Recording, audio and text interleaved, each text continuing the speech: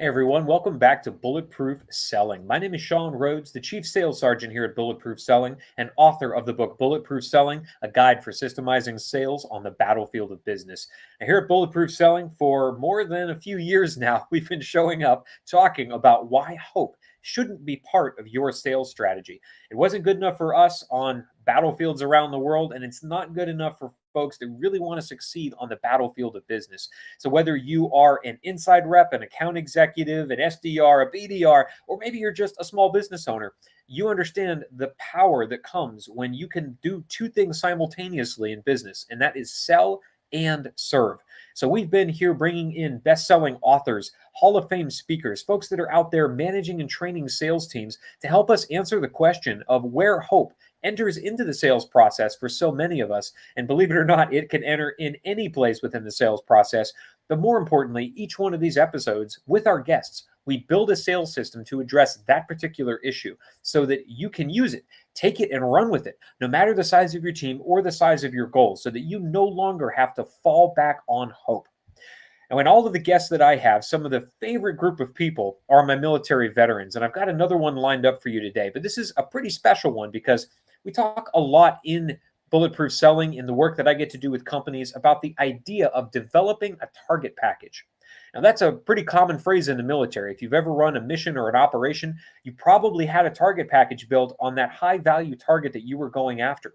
It takes a lot of work to put together a target package. We need to understand everything about that person, their likes, their preferences, their schedule, their location, their family, their bank accounts, their medical history. I mean, they really dive into every part of a person's life. Why do they take the time to do all this when we could just roll in there with a bunch of Humvees, break down some doors and snatch somebody up? We recognize in the military, and you should recognize as a salesperson, it's a lot easier to learn enough about the person that you want to do business with, that you want to interact with, learn enough about them to make them want to come to you. Now, how do we do that in the military? Who are the people that are experts at developing that target package, that group of information that allows us to, as the operators out there in the field, go and find the people, but have them want to do business with us rather than kicking down doors, flex cuffing them, throwing them in the back of a vehicle? Well, that magical group of people, who I'm very excited to get to hear from one of them today, are the intelligence side of the field. These are the intelligence analysts that are working tirelessly around the clock to teach us about these things. Now, believe it or not, building a target package in the military is not so different than building out a high value prospect package in the field of sales. So without further ado, really excited to have on for one of the first times on Bulletproof Selling, someone that's from the intelligence community of the military, Miss Nicole Williams. She is the Regional VP of Sales with QPS Employment. We're going to talk about the difference between the military's version of intelligence and the sales version of intelligence, and where hope definitely can be rooted out of how we operate in sales. So without further ado, Ms. Nicole Williams, welcome to Bulletproof Selling. Thank you, Sean. Happy to be here. So Nicole, I've tried to tee you up as best as I could, but being on the Marine side, we use a lot of small words, monosyllabic if we can get them there. Talk to us a little bit about what you did for the Army as an intelligence analyst and how that applies to what you get to do today for sales.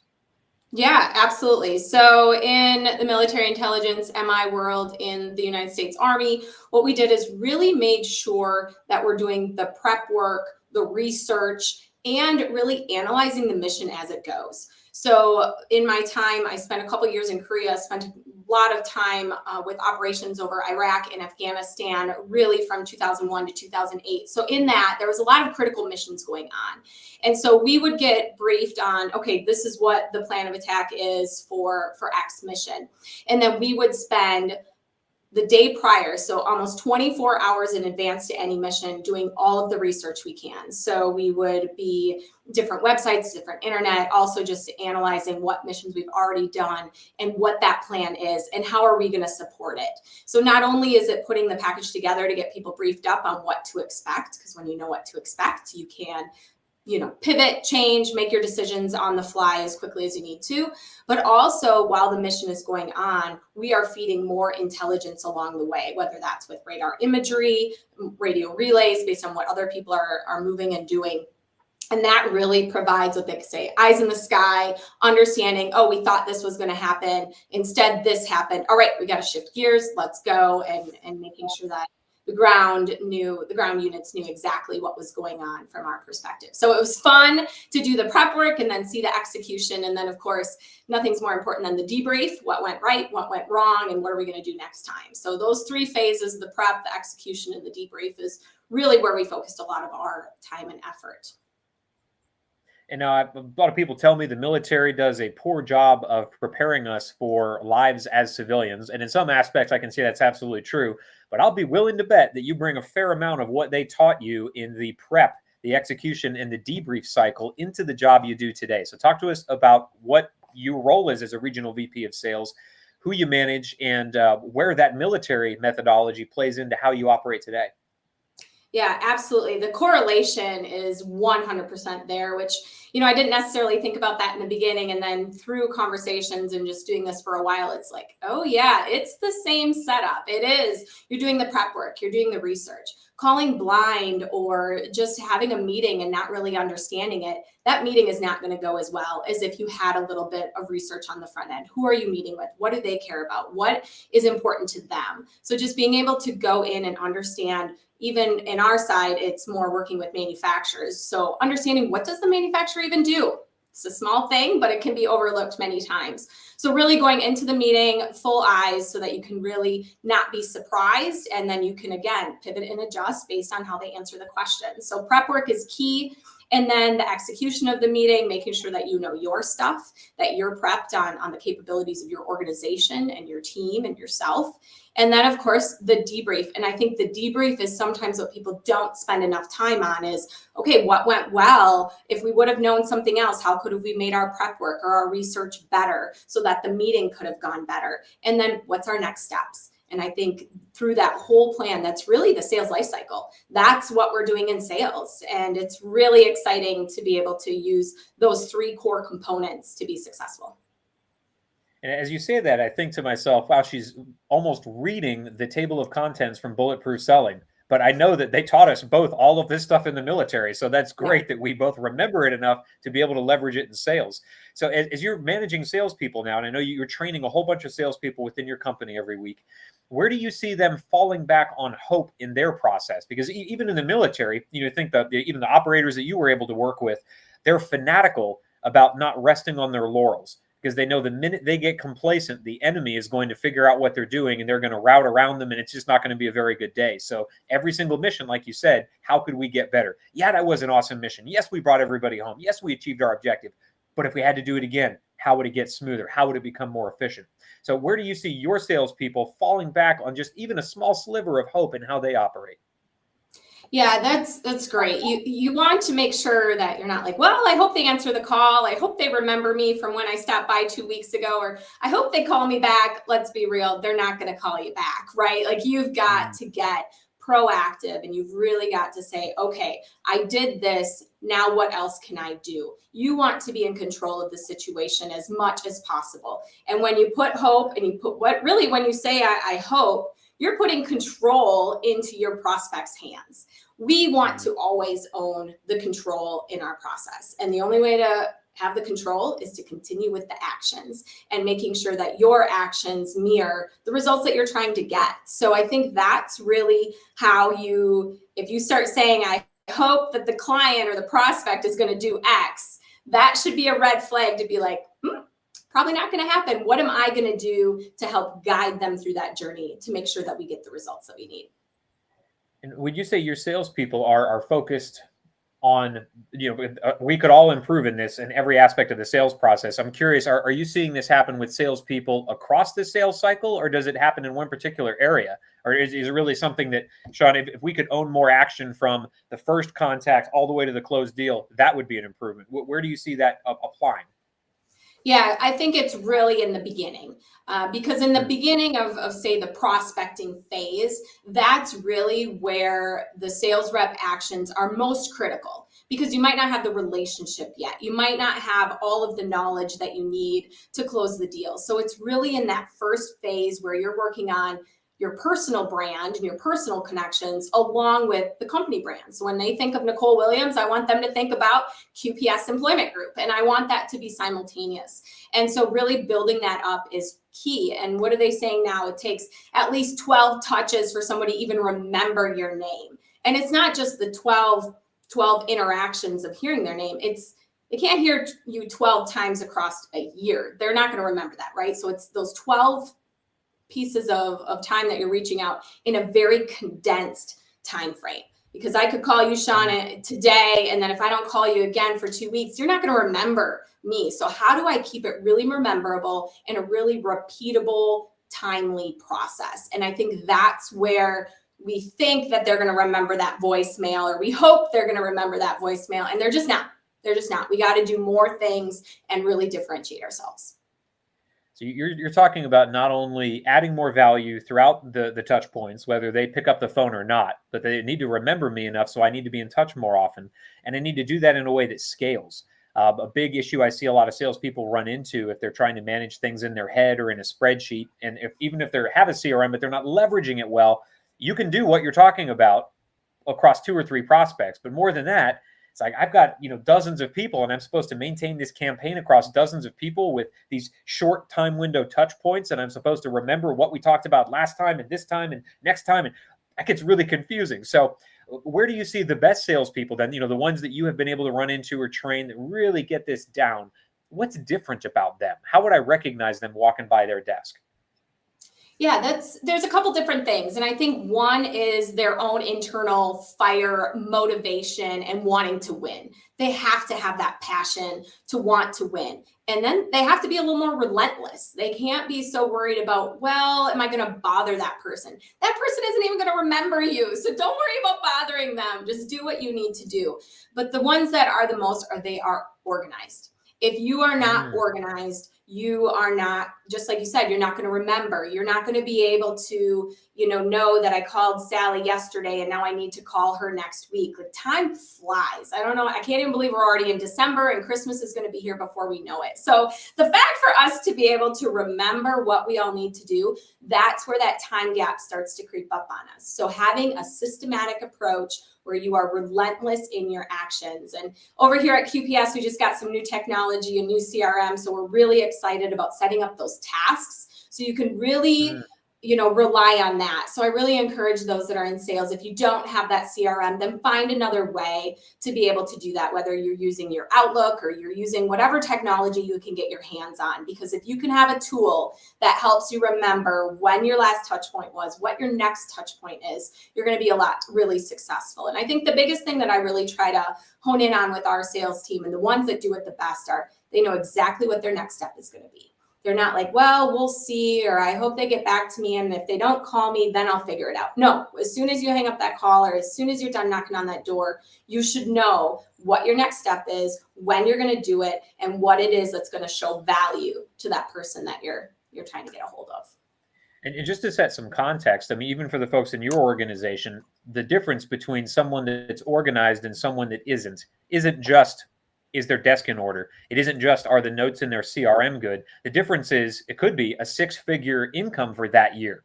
That could be the difference. Yep. Well organized and well applied could make 6 figures more than somebody that's not. So if you need motivation at all, whatever sales organization you're part of, it could probably be more than 6 figures if you really learn to apply organization. And I love this idea of being relentless in your action. So let's talk about building a system around this, because I think, especially using a CRM, we have a way to program it. We have a way to turn it into a system so that we can be relentless across a large number of prospects, across a very large pipeline, so that we make sure we know what the next follow-up step is, so that we know what the last follow-up step we did was, so that this step that we're reaching out to today, where it says make a call, it's not just calling to check in. No, I'm calling with value. I'm calling based on what we talked about last time.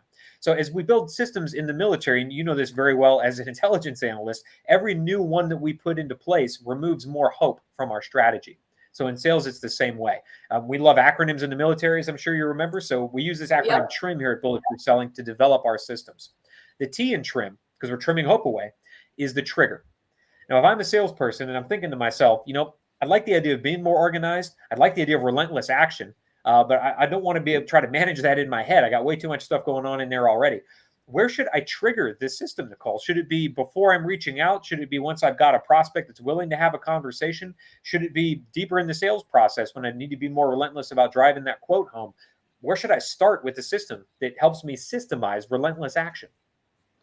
I think the very first part is figuring out your plan of attack is kind of how I figure it out. So you've got different buckets of your prospects, and it's really important to understand where your different buckets lie. So I think it's really starting to develop that plan. You're going to have what you say is probably your more qualified prospects. You already know a little bit of something about them. Maybe they already use a competitor of yours, so you know that you can get them to the finish line. Those ones, you're probably going to go all in really fast and make sure that you're just continuing to get moving the needle, finding a piece of information, something to make that get to the clothesline. So I think it's really understanding your territory, managing your territory, and whether it's geographically or it's, you know, your target list of contacts, depending on what it is you're chasing. So I think it's really having a plan of attack on who you're actually even going after. And then once you know that, it's like, what are the different, why would they even buy from you? Right? So I like to call sales as problem solving. I don't really sell, I just solve problems. And hopefully whatever services your organization offers is solving some sort of problem. And so if you can think about that as I'm here just trying to help and solve your problem, you can't solve a problem you don't know what the problem is, right? And so you really got to get relentless of calling as many people and as many contacts as you can to truly understand what the problem could be or what the opportunity is. And that's when you can start inserting that value and you can keep calling. And I feel like it's a lot easier to continuously call and chase someone when you're knowing that, hey, I'm just trying to solve a problem. I'm just trying to help somebody. And it just makes it a lot better than, well, they don't want my product or they don't want this. And if you sell a product, your product is solving something. So think of it in a different way. Change your perspective. That's a great idea. There's so many tools, both with your team. AI can be used to do this, but asking the question, what are the problems that my product solves? Or what are the success stories of people that have bought what we're selling and have made their lives or their businesses better? To figure that out before you reach out to great triggers. So now I'm into the repeatable part of this process in transforming just my outreach into relentless action, into things that I don't have to try to keep track of in my head. What are the 4 or 5 or 6 steps that you recommend I follow consistently across each prospect in my pipeline? It might look like just, you know, the template for how to build a campaign. It might look like the campaign itself, but what are the things that I need to make sure I'm doing as a system across each one of my prospects so that these folks don't drop through the cracks? So I am reaching out on a regular basis and I'm doing it with value. Yeah, that's great. So in our organization, we do call it campaigns. We call it planting the seeds campaign because literally every interaction you're planting the seed to get them to take the meeting and then provide the solution. So when you're developing that campaign, you really have to think about what are some of the things that you do in your sales. Is it calls and voicemails? Obviously, we have email, we have LinkedIn.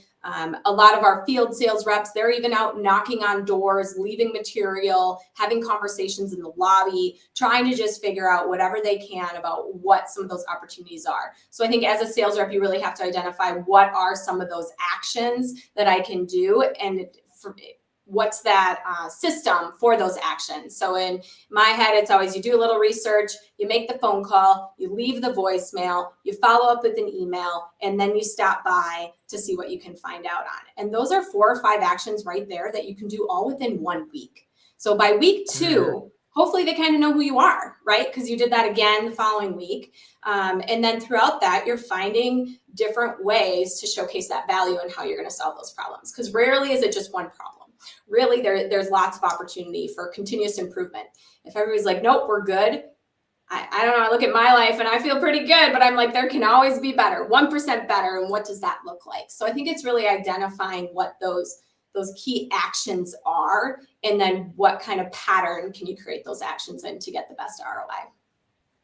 And what are those situations in where we find ourselves up against a prospect that we can't actually drive a conversation with? We know enough about them to be dangerous because I know their job title, the size of company, the type of company. I have an idea about what their challenges are going to be, but all I'm doing is leaving voicemail messages, sending emails that don't get responses.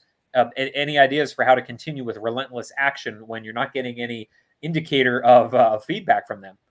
Yeah, and that's really the big stall point, right? That's the biggest hurdle is you're doing the actions, you're trying to get it. So I always ask, what are you saying? What is it in your messaging? What is it that you are trying to convey? And maybe whatever it is that you thought is what they needed isn't. So hit them with some stats and facts on solutions on something else that can be a resource. So in our industry, it's staffing. If anybody that's in this world is dealing with labor market challenges, maybe they don't need people, but maybe they're really focused on their culture or their retention. So maybe it's not something you directly resolve or solve, but is it something you can still help them improve on based on your market knowledge or based on conversations that you've had with similar contacts or companies? So just try to find that value in a different way.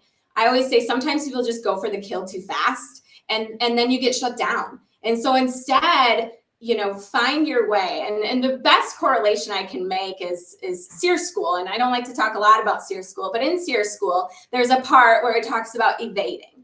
And if anybody knows about evading, it's where you're just trying not to get caught, right? And so if you take from A to B and you go there directly from A to B, well, you're going to get caught because everybody knows what A is and everybody knows what B is. So if you really want to win from a strategy standpoint, you got to go around and all about wherever you anticipate they will not be. That's kind of how it is in sales. If you go straight for the ask, straight for the killer and be like, why should I meet with you? Because I want to know you. Yeah, I'm a pretty awesome person. It'd be great if you wanted to meet me because you want to know me. But like, what value am I giving them for their time? And sometimes when you go around and you try to figure out more about their business, that's where it's like, okay, you know a lot. I'm at a disadvantage by not hearing what you're accomplishing in the market, even if it's not something I can directly solve. There will be something that comes up in the future. Mm-hmm. That's amazing. So we've got a trigger for this. We've got a couple of great repeatable steps, and even including what happens if I don't hear from them.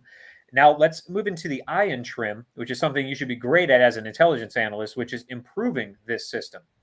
So if I'm using this across my pipeline, I want to make sure that I'm keeping up to date with technological changes. SMS messaging, when that became a thing, a lot of salespeople still haven't caught on to that and the power that it can have. What should I be doing to improve the way that I conduct my relentless outreach over the course of a month or a quarter or a year? Yeah, I think the best part there is if you're not seeing the results, then you need to really look at yourself, but then also find somebody else in your organization that is having their results and compare your notes to theirs. What are they doing? Because obviously they're doing something different to get those results. And this is where you got to put your ego aside. You got to do all of that. And you got to be really open to be like, okay, I feel like I'm doing the same process you're doing. However, I'm not getting the results. And then when you can ask somebody that is getting it, there's where you're going to find even just some little tweaks or some little changes that's going to help you improve your strategy. Maybe you're not calling the right person. Maybe you're not stating enough of that success story. Maybe you're not showcasing what we actually do. You just assume that they know what we do. There's always room for improvement, and asking somebody that's already seeing those results is a great way to identify that gap. That's amazing. So we've got then the trigger, making it repeatable, ways to improve it, love engaging the team, always a great way to make that happen. And now the M in trim is measuring the effectiveness of this. So I'm taking the time early on to back up and say, all right, I'm actually going to map out what I'm going to say and at what time point I'm going to say it, instead of just looking at my CRM and figuring out how many tasks I can bang down today, which that's one way to have activity, but maybe not the most effective strategic way to generate activity. How am I going to measure the results of this? Am I just looking at closed deals at the end of a sales cycle? Am I looking at some leading indicators? How am I going to measure the effectiveness of the way that I plan my activity? Well, Sean, in sales, I think anybody in sales, we're very metric driven, right? So we have lots of different measurements, lots of different metrics. I think when you're first starting out, activity is the one thing. It's probably the only thing you have to measure. But once you start doing some activity and you're going along in that process, you have to get the small wins. And that's, did you get a conversation? Where did you actually have a connection versus a voicemail? Right. And so when you start seeing that you're connecting more versus voicemails, that ratio is improving. That's a leading indicator that you're getting some positive results. Then, of course, getting the meeting itself, that's a huge win. So a lot in our organization, we just want to see that you're having the meetings, because we have found that if you're having the meetings, we can close the deals. We can bring in the right people. We can get the deals closed. So if you're making 100 calls and you're not getting any meetings, I'm really going to ask you, what's your call plan? Who are you even calling and what are you saying? Because that is a painful week, day, whatever, to not be getting those meetings. So it's really about gaining extra information, getting more connections versus voicemails, having more conversations in the lobby versus nobody coming out, and then the meeting itself. And then, down the line, then you're looking at more close ratios, you're looking at, revenue streams, new business, all of those kind of measurements. But early on, you really got to take into consideration what activity is truly moving the needle with your prospects. So measuring the actual meetings you're having and when they're occurring in the sales cycle, but we will often find valuable to look at what is the preceding action that generates the meeting, and how do we front load more effort into that area as well, to figure out, is it just phone calls, or maybe once we start sending messages on LinkedIn, our prospect base really gets responsive because they're on LinkedIn, or whatever that looks like. Great thing to capture, great thing to share, great thing to measure. Well, we've got now a complete way to be relentless in how we execute across a sales cycle in a way that doesn't require us to have to remember it, Nicole. So thanks so much for giving us that. If people want to get more into your world, they want to learn more about your role, they want to connect with you, how do people get deeper into the world that is QPS Employment and Nicole? Yeah, absolutely. Well, I am on LinkedIn, so please connect with me on LinkedIn. Always want to meet new people, build new relationships there. So you can find me, Nicole Williams, at QPS Employment Group on LinkedIn. Also, if you are looking for a new career, or you are an employer that's looking to hire, we are across the Midwest. Would love to have a conversation to see how we might be able to support you. QPS Employment Group and Accelerate Talent Solutions is our professional division. You can find us on LinkedIn, Facebook, website, qpsworks.com. Would love to connect and see how we can support. Outstanding. And for anybody catching this on the live stream, make sure you're subscribing to that YouTube channel. If you're tuning in on podcast, Stitcher, Spotify, iTunes, leave us a review there. Let other salespeople know. Hope doesn't have to be part of their sales strategy either. Thanks for your service to our country and for giving back to the sales community. Now I can tell you're service-oriented, Nicole. Let's get out there now and make selling bulletproof. Right back at you, Sean. Thanks so much.